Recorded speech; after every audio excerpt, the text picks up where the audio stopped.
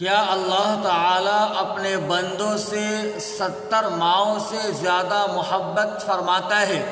یہ حدیث ہے یا پھر کوئی من گھڑت داستان؟ اس کے لیے آپ بخاری شریف کی ایک حدیث کی سماعت کیجیے۔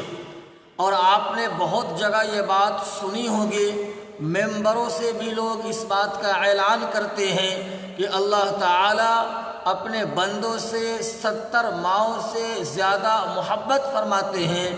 آخر اس کی حقیقت کیا ہے؟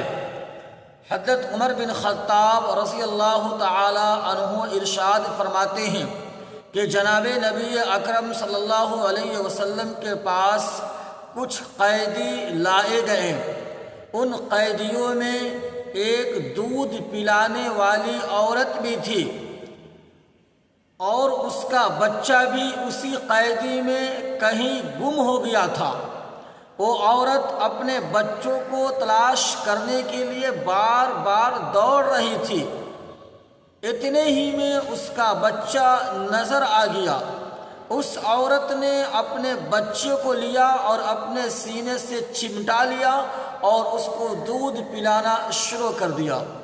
اس پر اللہ کے رسول صلی اللہ علیہ وسلم نے صحابہ سے دریافت کیا کہ اے صحابہ، ذرا بتاؤ، یہ عورت اپنے بچے کو آگ میں ڈال سکتی ہے؟ صحابہ کرام نے جواب دیا، اللہ کے رسول، جب تک اس عورت کو اپنے بچے پر قدرت حاصل ہوگی اس وقت تک کہ یہ عورت اپنے بچے کو آگ میں نہیں ڈال سکتی ہے۔ ہاں، کوئی دوسرا آدمی اس کے بچے کو چھین کر جبراً آگ میں ڈال دے تو بات الگ ہے۔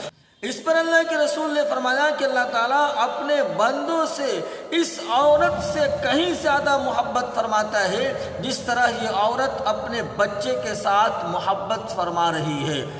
تو احادیث میں یہ بات ضرور ہے کہ اللہ تعالیٰ اپنے بندوں سے بے پناہ محبت فرماتے ہیں، مگر یہ بات غلط ہے کہ کوئی یہ کہے کہ اللہ تعالیٰ اپنے بندوں سے 70 ماؤں سے زیادہ محبت فرماتے ہیں۔